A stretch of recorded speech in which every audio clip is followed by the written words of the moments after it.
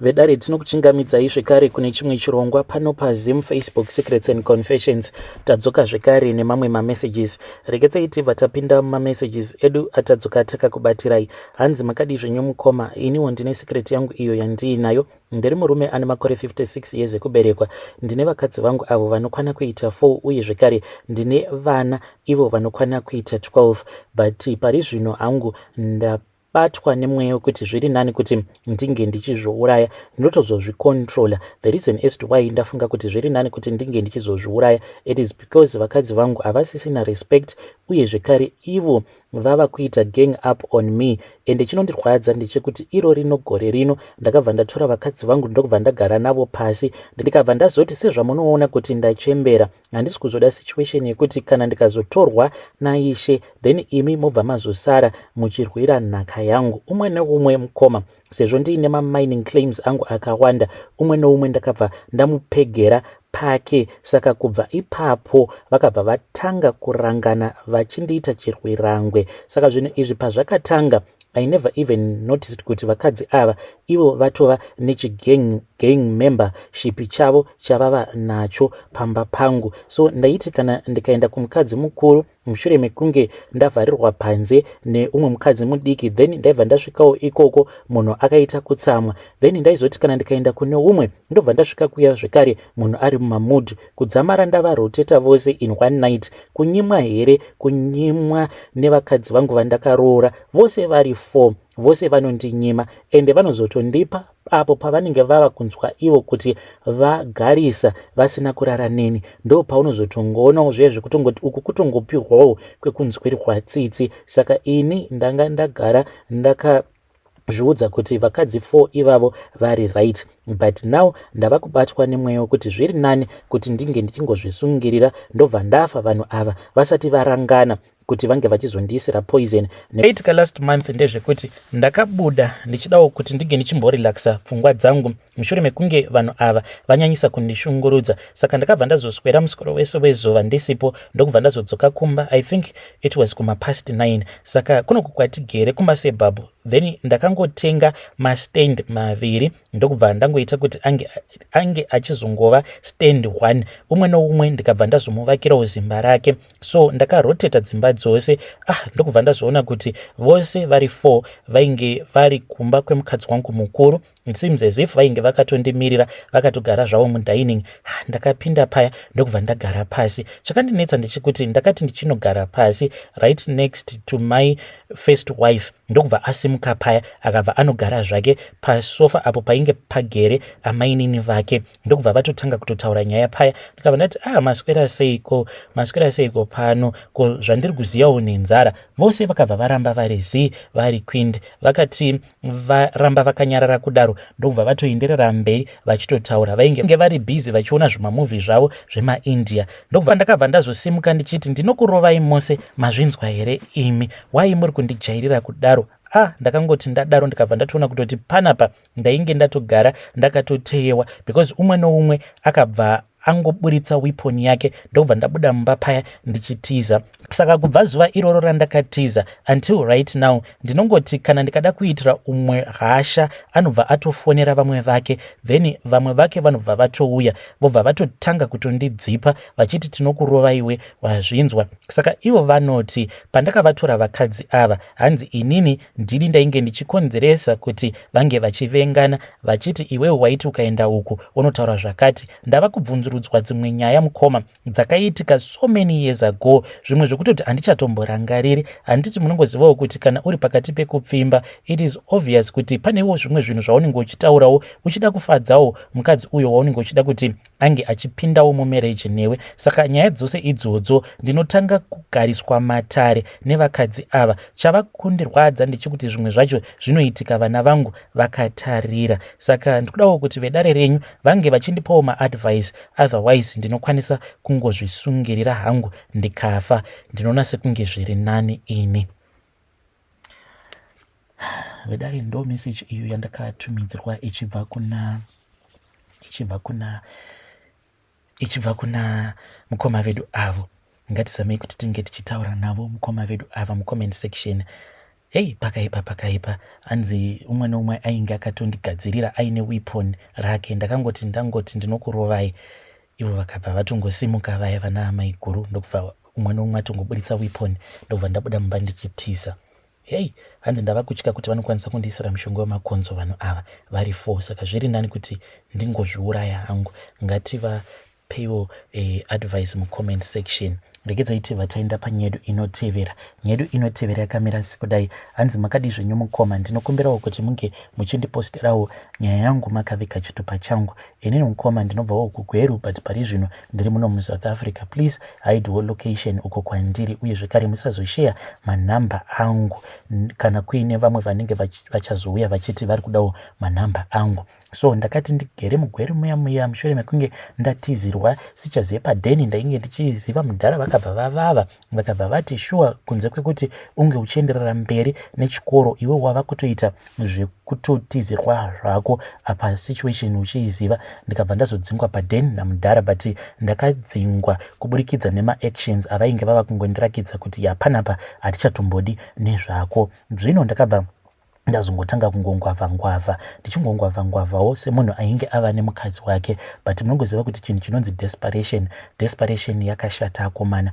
One day ndakabuda padheni ndisina kana sent, ndisingazivi kuti ndoita sei. Saka ndainge ndatotaura nevamwe vakomana the previous night vainge vachito zvekubata ngonzu, vakabva vati ivo vainge vachitotsvaka umwe munhu zvekare. Saka vakabva vati nebhodhi yako iwewe utori bho, unokwanisa kutojima munhu iwewe ukatotiza naye. Saka ndakabuda padheni makuseniseni, mukadzi akabva andibvunza kuti ko muri kuenda kupi? Ndikabva ndati handichamboenda unongwavha, kana ndikawanawo something ndichauya nechingwa, then obva wazoona kuti ungaita sei. So ndakabva ndazoti paya ndiri munzira, what saved me from becoming a thief, pane umwe mufesi wangu uyo wandaipota ndichisvuta naye mbanje akabva anditi iye ainge aine kamari, saka ainge achida kuti tinge tichienda kunotenga mbanje. Ndisu uyo ndokubva taenda kuya tichiti tikuenda kunotenga mbanje. Dzakabva dzatirova mbanje dziya zvekuti ndakabva ndazosvika pakutonzwa nungo, but mbanje ndinoona sekunge dzakanaka akomana, because ndakatoti paya ndichitotsumwaira ndichitoteerera zvangu mbanje dzainge dzava kuoperata mubrain mangu. Ndobva ndakabva ndati no mani, nyama ndo inotoita manje, ndokwanisa kutongwavha mani ndichitengesa nyama. Ndikabva ndati of course kune vanhu vari kuita zvekutengesa nyama mustreet, but inini manje start ndingaiwana kupi? Ndakabva ndagaya ndikabva ndati but ndoita sei? Ndomboita ndichinoba mombe, kana ndaba mombe dzedziya ndobva ndazoya ndichidzitengesa, but ndikabva ndati zvino kana ndaba mombe ndinozodzitransporta nei, because kana motikari handina. Saka ipapo ndainge ndatozviudza kuti beef kana kuri kunzi ndikangowana kwekuti ndinenge ndichiwana beef ndo yandinenge ndichida kuti ndike ndichizotengesa. Saka nefriend yangu takabva tazotaura, but this was another day. Ndokubva ndazomuudza kuti ini ndainge ndafunga kuti zvainge zviri nani kuti ndinge ndichitombopinda mumaruzevha ndichiba mombe nembudzi, then ndobva ndazoya ndichitengesa nyama yacho. Saka iye akabva ati iwe kana ukabatwa unorohwa plus jeri remombe iwe unoriziva here? Saka ndakabva ndatya paya until azoti iwe what if kana tikauraya imbwa, then imbwa iyoyo kana taiuraya toislota paya, then tobva tatotengesa as if tokutotengesa beef. So mukoma tikabva tazobata imwe imbwa, but chimbwa ichi chainge chitongoriwo chimbwa mupengo zvacho chainge chichitongotenderera muareas. Takachibata chimbwa cheche ndisi uyo ndokubva tachislota. Zveshuwa tikabva tatoona kutoti nyama yacho yainge chitongoita kunge beef, but hatina hedu kuitesta, but ndokubva tatotanga kutofamba paya. Mukadzi wangu ndakabva ndamupawo, ndikabva ndati iyi ibeef iyi ndangwavha, ndoda kuti munge muchifamba muchitengesa nyama iyi. Saka mukadzi wangu nemukadzi wefriend yangu ndo vainge vofamba paya vaiti kana vachifamba vaitengesa zvavo, then tikabva tatotanga kutoita mari. Mukoma takaita mari zvekuti ndo mari iyo inini namadhamu yatakazoshandisa kuti tinge tichizoya kunoku kuSouth Africa. But dzimwe nguva ndinomboti kana ndikagara so ndikatanga kuti kufunga, ndobva ndati but zvinhu zvandakaita ipapo it was really cruel. Sure, kutengesera vanhu nyama yembwa. Mukoma ndakambopatrula nemukadzi wangu nefriend yangu nemukadzi wake tichitengesa nyama yembwa muGweru umu, vanhu vachifungidzira kutoti vainge vachitotenga beef, izvokwani vainge vachitotenga nyama yembwa. Ndinongodawo kungoti naizvozvo Mwari vange vachindiregerera. Vedare ndo message iyo yandakatumidzirwa ichibva kuna mukoma vedu naimiko zvazvakangoma hazvo vedu we vanhu vemugweru muriko here gweru muriko here uko hanzi takatengesera vanhu vemugweru nyama yembwa for a very long time vanhu vachifungidzira kuti ibeef izvokwani taitovatengesera nyama yembwa saka kana zvakangoma hazvo vedu we ndokusaka mukoma vedu ava vati kunyange zvikanzi zvaita sei please mukoma Nash ndinokumbirawo kuti musazosheya manumbers angu naanyone because vanotya kuti vanokwanisa kuzotsvakwa nevanhu vemugweru zvakangoma hazvo vedu we rekedzai tibva taenda panyedu inotevera nyedu inotevera yakamira sekudai so hanzi makadi zvenyu mukoma ndinokumbirawo kuti munge muchindiposterawo nyaya yangu makavigawo chitupa changu so inini mukoma I am a retired nurse pari zvino hangu ndinombopota ndichimbodzoka kumba ndombozorora but based zvangu kuEurope uye zvekare musazoudza vanhu kuti kuEurope ndiripi saka I spent over 3 decades working as a nurse kuZim so ndichikunyorerai confession iyi moyo wangu unorwadza mukoma ndine chironda chisingakwanise kupora chiripo saka ndichikunyorerai confession iyi mukoma I have this deep depression and I have this weight that I have carried in my heart each and every day and ndinongogara ndichingozviudza kuti kufa kunenge kuri nani zvakaitika mukoma Nash ndezvekudai murume wangu ainge ava kundihorera murume wangu iye weakness yainge iri paari aiti kana achindihorera paya aibva azoudza girlfriend vamugirlfriend kuti inini mukadzi wangu haagoni chakati panguva yebonde saka ndaizoti kana ndikaenda kunonetsana nemagirlfriends aya then magirlfriend aya aibva atoti iwe dai uri iwewe watogara pasi because ndikutokuitira favor because murume wako akakuudza kuti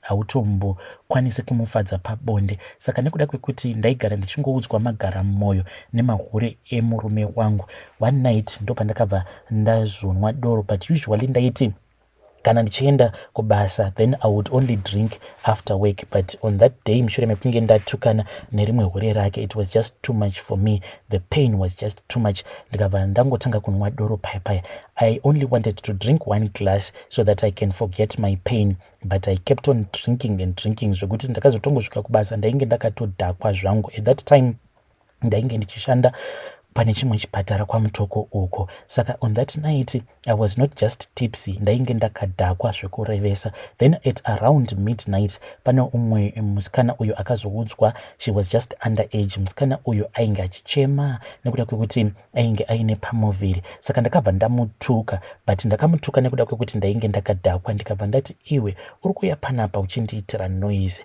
ko pawainge uri busy uchiita bonde nemunhu wako why is it usina kuchema semachemero awa auri kuita ndo maresults iwawo emunhu uyo anenge aita bonde saka uri kufanira kuti unge uchitongoita get used to the pain ndobva ndatoramba zvangu ndakatogara paya paworkstation yangu by the time pandakazorealize kuti this was already too late mukoma musikana uyu ainge atofa along with a unborn child pandakaona kuti musikana uyu afa zvandakabva ndazoita mukoma ndezvekuti that was when I covered up handidi kukunyeperai mukoma zvizhinji zvinoitika muzvipatara dzimwe nyaya dzinozongovharwa even though vanhu vationa kutoti apa paitika gross negligence saka ndo zvatakazoita ipapo tikabva tarova cover up yedu but even though takazorova cover up but I knew kuti zvinhu zvandainge ndaita zvainge zviri very wrong for days after her death akati avigwa ndaingoramba ndichingofila guilt ndaiti kana ndakarara paya ndaibva ndatanga kumurota musikana uyu ende ndaimurota like each and every time zvose zvakaitika on that night when I was heavily drunk achiunzwa kuchipatara achirwadziwa achichema achiita sei I kept on having a dream about him zvadaro ndakabva ndazoenda nasisi vangu ndo vakabva vazoenda neni kune imwe n'anga taenda kuya tainge taudzwa kuti kwainge kuine imwe n'anga iyo yainge ichizvigona zvekutsipika ikoko kwamutoko saka for nearly 20 years everything was okay ndini uyo ndokubva ndazotoitawo move out of Zim ndokubva tatouya kunoko but last year mukoma Nash something happened ndainge nditori ndega zvangu in my bedroom I was getting ready to go to bed all of a sudden even though kwainge kuchipisa ndokubva ndatanga kunzwa kuti mumba mainge mava kutonhora like really cold saka ndakabva ndati what is going on ndokubva ndazama kuti ndinge ndichibatidza aircon to warm up the room but still I saw kuti even the aircon, it was stuck, it was not even working. Ndo pandakabva ndazoti let me just go and grab my nightgown and warm myself up. Ndakabva ndazoenda and I then opened the wardrobe ndokubva ndatora gown rangu reria. So I forgot to close the wardrobe. Pandakazoti ndinge ndichizotendeuka so that I can close the wardrobe door, ndo pandakabva ndazomuona mukadzi uyu. Ndakamuona mukoma zvaainge ari ipo paya paakaunzwa nehama dzake when she was in pain. That is exactly the same woman that I saw. Kubva ipapo mukoma ndinongomuona musikana uyu. I keep on seeing her no matter what. I have tried everything. Ndambozama kuti ndinge ndichienda kun'anga dzakasiyana-siyana, kumapastors, but musikana uyu ndinongoramba ndichingomuona, uye pose pandinenge ndichimuona anenge achingochema uye zvekare achingoratidza kuti ari kurwadziwa. Munhu uya wekuti she has entered into her labor and she is in pain. Right now I am an old woman, ndachembera.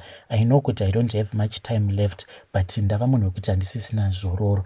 Ndava kusvikawo pakuti ndava kunamata ndichingoti nhai Mwari, ko madii machizorodza mweya wangu. I have tried to ask God for forgiveness, but chinondirwadza ndechekuti Mwari, he is very quiet. Ndiyo confession yangu. Ndakaenda kubasa ndakadhakwa. Nekuda kwekuti ndainge ndakadhakwa, ndakabva ndazoita gross negligence, and nekuda kwekuti wo pachipatara pacho tainge takabatana, taita anenge aita mistake, then tose taibva tazoita cover up. So on that night, mushure mekunge ndafind out kuti izvi ndo zvainge zvaitika, then ndikabva ndazobatsirwawo nevamwe vangu, ndokubva tazoita zicover up redu, even though their lives continued, but my life is stuck mukomana. Zvinhu zvinongotyisa so kuti when the sun is now going down, obva utanga kufunga kuti hey, nguva iyaya yakwana, hondo dziya now dzava kuchitanga kutarisana neni. Musikana uyu haandipi zororo mukoma, handina kana zororo zvachose. Even if I return back to Europe, anenge achingonditevera chete, achingonditeverera. Hey, vedare ndo message iyo yandakatumidzirwa ichibva kuna vanzvadzi vedu. Zvakangoma kani, zvakangoma hazvo vedu we. Hanzi pachipatara ipapo handisiri ndega the first one kuita mistake iyo yekuti unenge uri pabasa then pobva pauya munhu achirwara, munhu wehovha watongomuita rafu, then munhu wehovha atofa. Hanzi I was not the first one. Tainge tatongojaira kuti pakaitika zvaitika totongoita cover up for each other. Naime ndo zvamunoita here muzvipatara, you cover up for each other. Kana paino zvakamboitika kuti whether one of your workmate akaitawo mistake, munhu wobva afa, then mukabva mazorwa cover up, uyaiwo neconfession yenyu. Kana kuri kunzwawo ndiwe wacho wakakonzeresa, then wobva wauyawo nemistake. Zvekare vanzvadzi vedu ava vari kutsvakawo maadvices nekutsvakawo n'anga hanzi inogona kutsipika mweya wake, because hanzi ndatova pedyo nekufa kana ndikangomutsipika for about 10 years. By then I think kuti ndinenge ndafa hangu, ndazorora. Strange things indeed they do happen in this world.